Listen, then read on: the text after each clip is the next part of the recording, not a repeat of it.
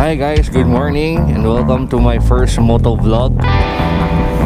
So today may special ride ako going to Tagaytay. Later kukwento ko bakit ako pupunta ng Tagaytay para to special. So first, let's look at my ride. It's a Kawasaki C900 RS. So 949cc. So samahan niyo ako. Let's go.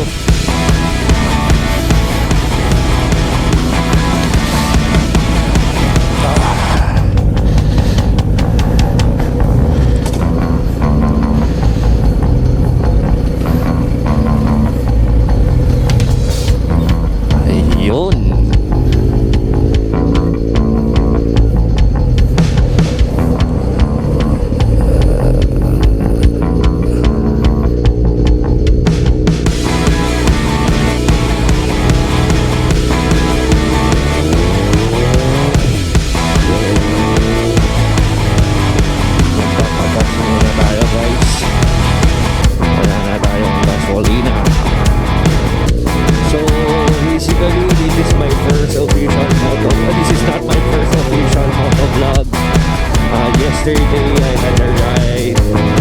So sinet up ko na yung setup ko. Pero unfortunately putol yung recording because puno na pala yung memory ng GoPro ko. So eto na yung sana ngayon maging okay at maging smooth ang recording natin. So saan ba ako pupunta? Actually, yesterday nasa Tagaytay na kami. Nasa Tagaytay na ako. So we had a group ride with my group Moto PH. So shout out to my group. So nag-ride kami yesterday sa Tagaytay Highlands. Saya, ang ganda. Enjoy. Chill na chill. So ngayon ride naman ako ulit. So solo ride lang. Punta ulit ako ng Tagaytay. Bakit? Kasi may bibisita sa akin sa Tagaytay. Ano ba meron sa Tagaytay? Sa mga nakakaalam, meron akong minamali siya property doon. Kuya, isa lang. May minamali siya ang property doon. Food garden. So yun.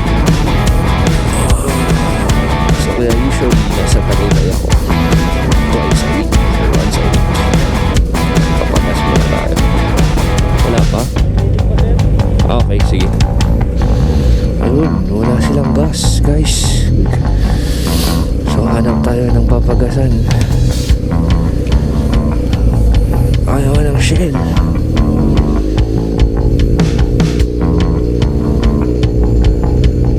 Daw sila.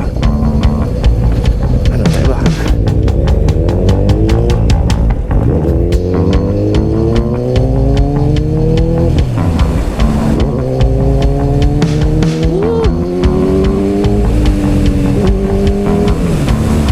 Galit na galit.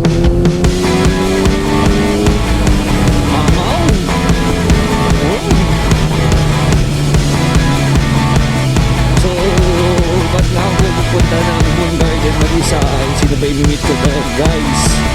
Pupunta doon ng 01 Squad headed by Sir Arch of 01 Moto. Na-invite ko sila doon to have breakfast there. So fortunately pumayag sila.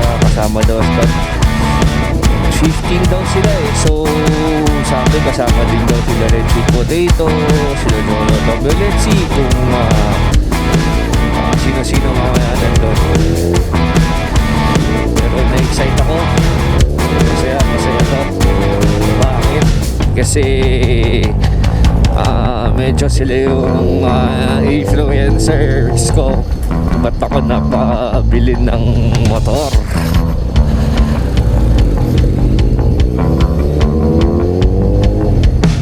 Kasi kakanood ko ng mga vlogs nila. So ano ba history ko sa pagmamotor?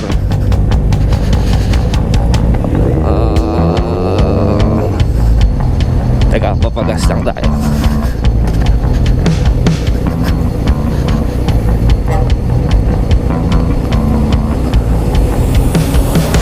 Papagas lang tayo.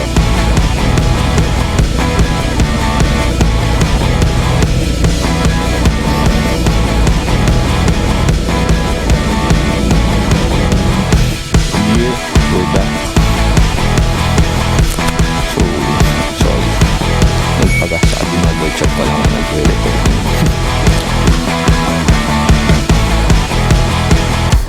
So, going back, so, ano ba yung story ko sa pagmumotor?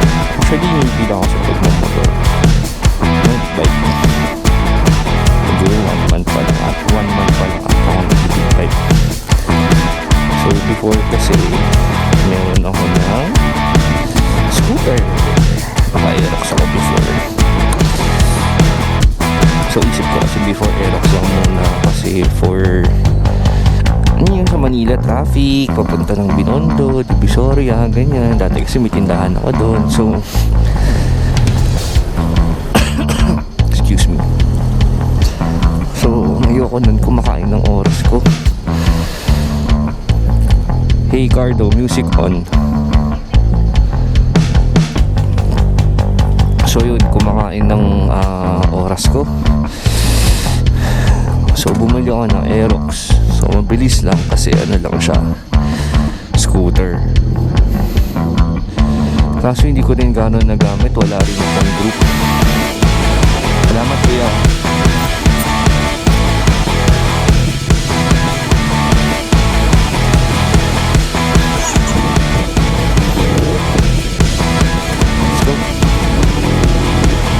Ko rin na-enjoy kasi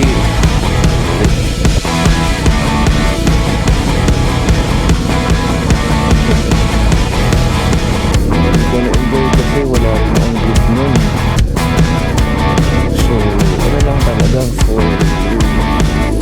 city lang, hindi nakalabas ng Manila yun.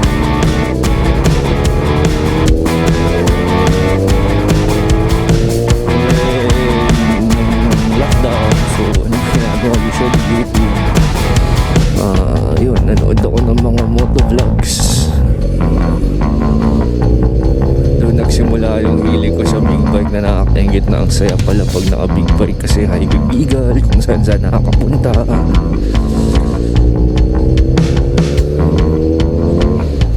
Then, isa pang problema ko nun, hindi ako marunong mag-manual nun before. Paano ba ako natuto?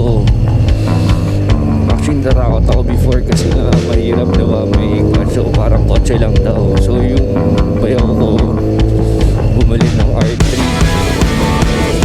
So pinatesting sa akin. Sabi na subukan mo para lang tong kotse na may cambio. So sinubukan ko yun. Natuto, nag-enjoy ako. Sarap.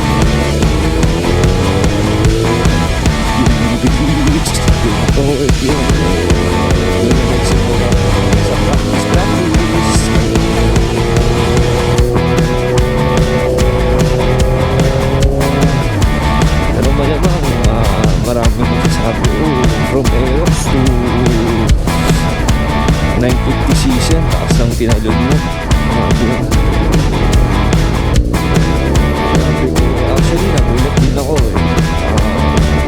plano ko lang naman before is inaay ko lang na motor nun 400cc. So nakita ko yung NK 400. Panood ko si Breezy yung bumili ng bagong NK. Grabe, out from the casa straight to 01 Moto setup. Ang ganda ng ginawa. Galing. Ganda ni Nikki. Ayun, so ang target ko talaga nun is NK 400. Pero nagtanong din ako sa mga kaibigan ko na nahihilig din sa motor. Sabi nila wag na daw ako ng 400cc kung nabibigay daw ako kasi magigil lang daw ako pag nag-enjoy na ako. So suggestion nila get the higher CC na para isang bilihan lang, hindi na daw ako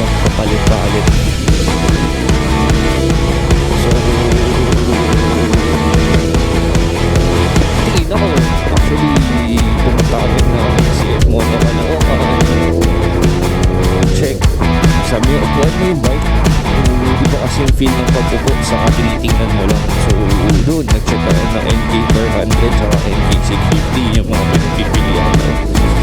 Affordable kasi budgeted bike. Hindi ganun kamahal, hindi ganun kasakit.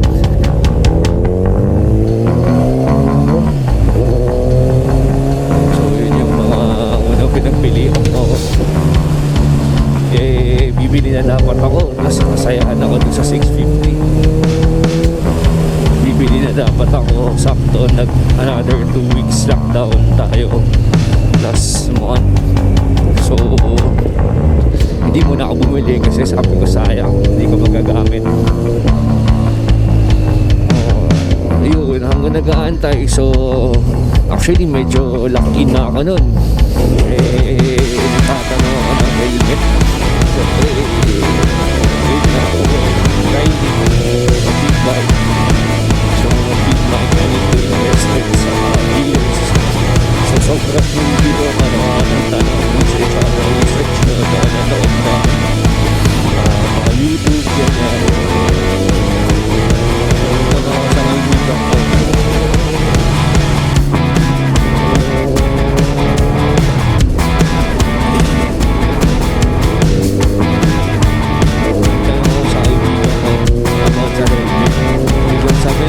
May binibenta ko, ito gusto mo? Nakita ko sa akin yung ganda kasi gusto ko talaga ligid yung ng sports bike kasi feel ko gusto ko maka chill ride eh. So pag naka sports bike nakayo ko, masakit sa likod daw, masakit sa likod. So nakita ko ito, pinost niya sa akin picture kung gusto ko pa daw. Kaso mahal. Mabait yung kaibigan ko, binigyan tayo ng magandang terms. So ganda yung offer, hindi na matanggihan, sulit. So kinuha ko na. Kaso tanong ko sa kanya, hindi ba ako mabibigla from 155cc to 90cc or 1 liter bike? Sabi na, hindi ka mabibigla kasi nasa sa'yo naman yan kung paano ka magdala, paano ka mag-drive. Sabi na at least ito isang bilihan lang, yun na yung ano mo, yun na yung bike mo pang matayan. Ito enough naman, ito enough naman na sulit naman yung bili ko. Nasa rider, hindi naman ako nabigla, nag-enjoy na lang ako. Ganda.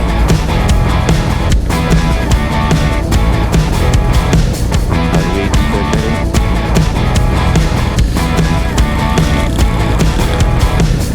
So yun, masaya kasi kailangan sakyan mo na sakyan yung bike mo para magamay mo, magkaroon kayo ng relasyon. Diba? Malaman mo yung ano bang gusto niya, anong ayaw niya, anong hilig niya. So sa bike ko, habang sinasakyan ko, nararamdaman ko mas gumagaan, mas masarap eh, mas enjoy eh. Unti-unti, tumura kasi top speed natin. Pinipama ko tayo.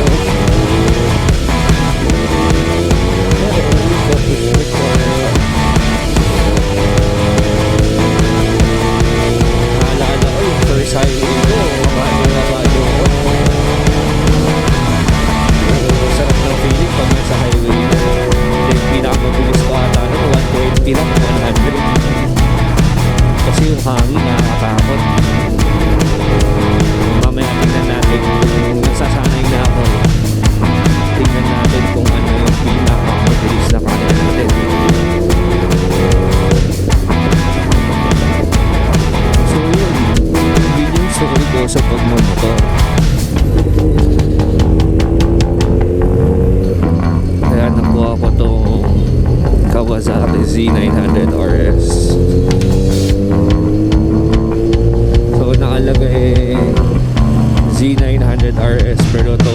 Moto OS 949cc siya.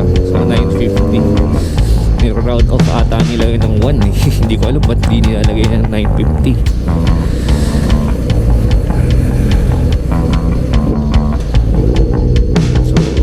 Thank you sa kaibigan ko, kay Tonton of Atoy Customs. Actually, dahil sa kanya kaya ako nakapag-bike na to. So, sobrang saya ako nakapag-bike na to.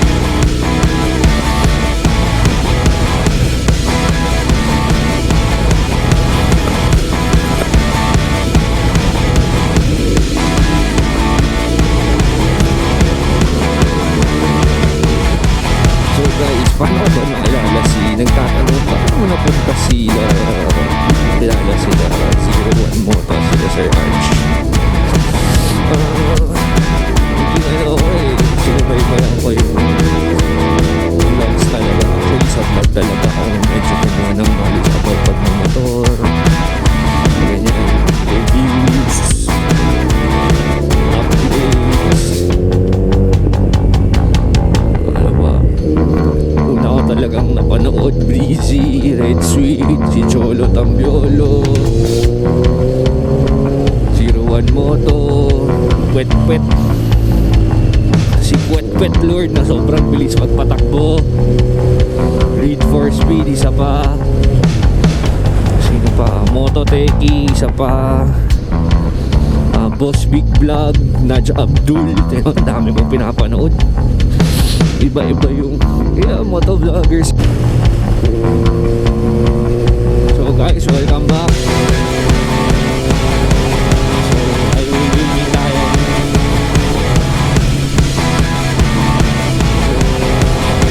We stop over sa mga gas station to see if may reload ng RFID. I don't know if abot ka ako na i-comments yun ang nangyari.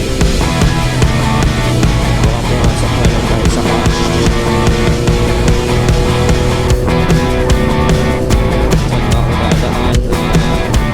Usually, masarap dumaan sa Calax kasi wala mga traffic.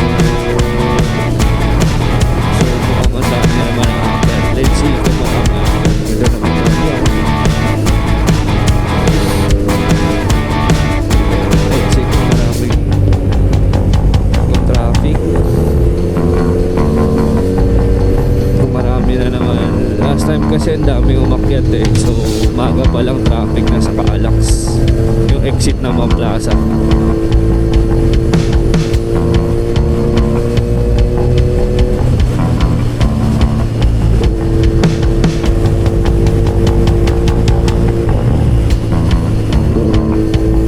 Pero guys, Sunday ngayon dami talagang motor, dami nag-ride. Ano yung motor na ito? Gusto ko makita eh. Yamaha MT-09 ba yan? MT-09.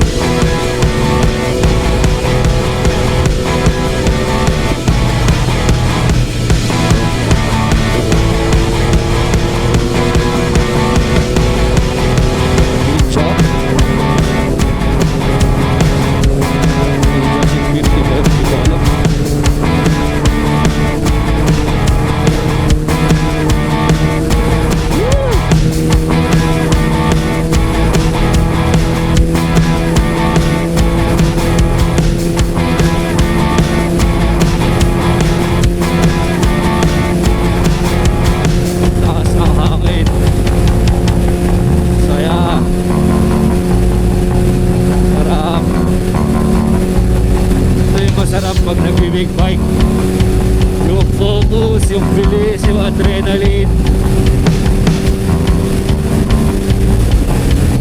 Woo!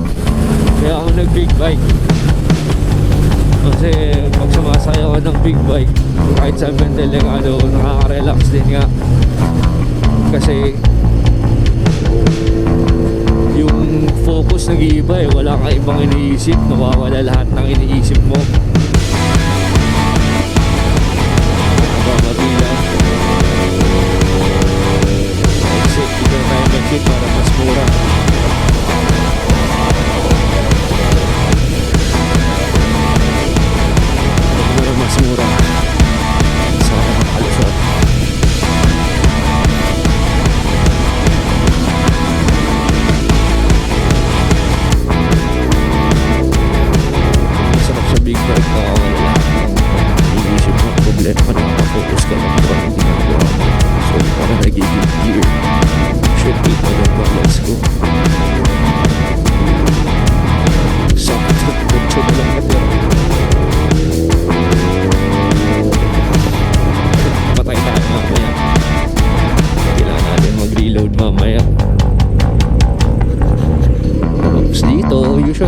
kabila kasi nagpapakabit ng RFID.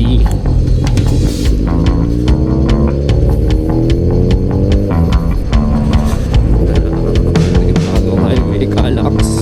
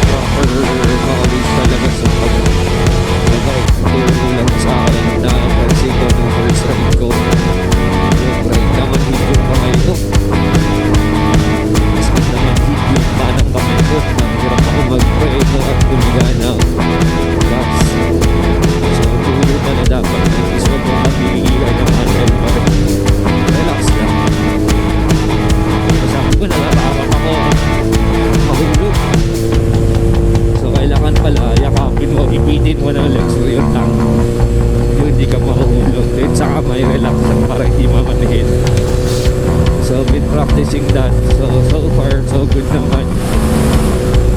Nag-improve naman yung numbness sa kamay, pero minsan meron pa rin. Sana pag mga pangorba, natatakot pa rin ako, hindi pa tayo sa marunong o sanay bumengi. Hopefully matuto rin tayo, pero masaya magdiretsuhan na.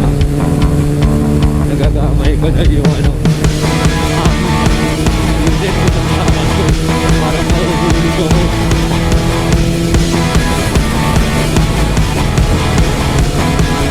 Sabi ko nga lang, sakit na lang ang sakit ng patag ko para magamay ko lang.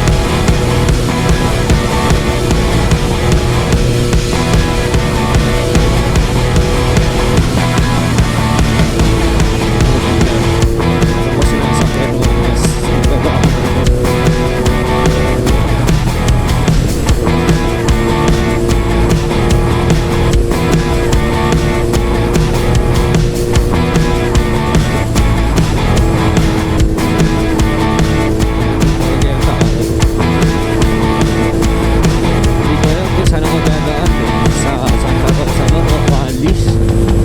Dinadaanan kayo sa Numali kasi natago.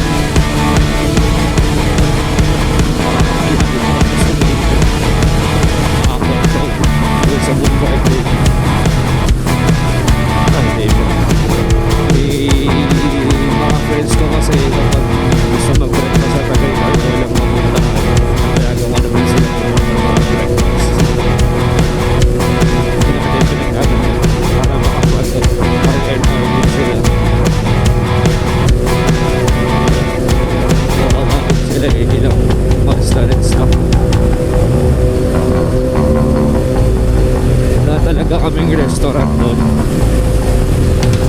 Pero pag mga friends, makapayag naman ako magpa-dine in.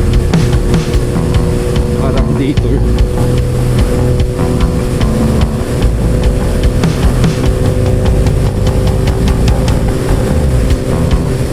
Sarap. Lamig.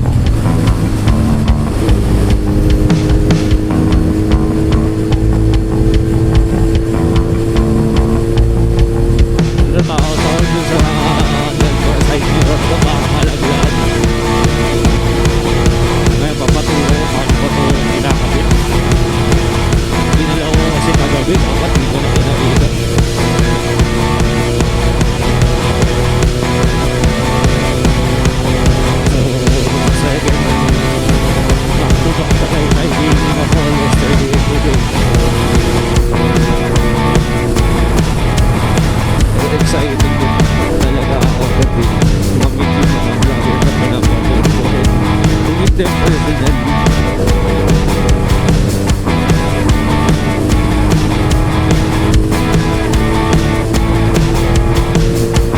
Kasi hindi ko makikita yung mga big bike nila. Naka-scooter lang sila sa akin. Next time.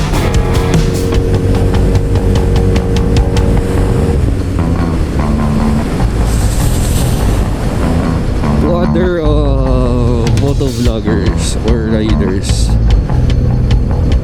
welcome kayo sa Moon Garden, Tagaytay. So PM nyo lang ako, book lang kayo, akong bahala sa inyo.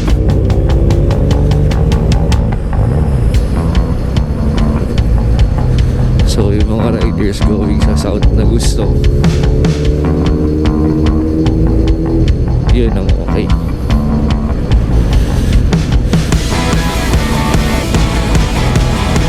Let's see kung may checkpoint mga parang yesterday is HPG.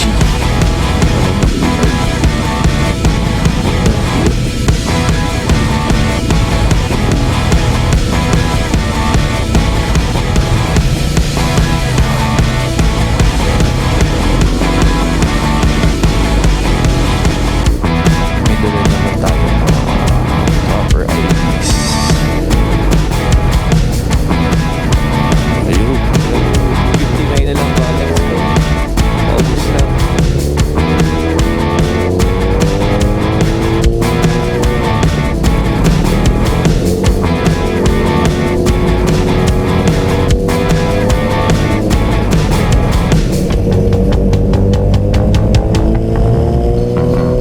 Nasama ko sa ibang grupo, guys.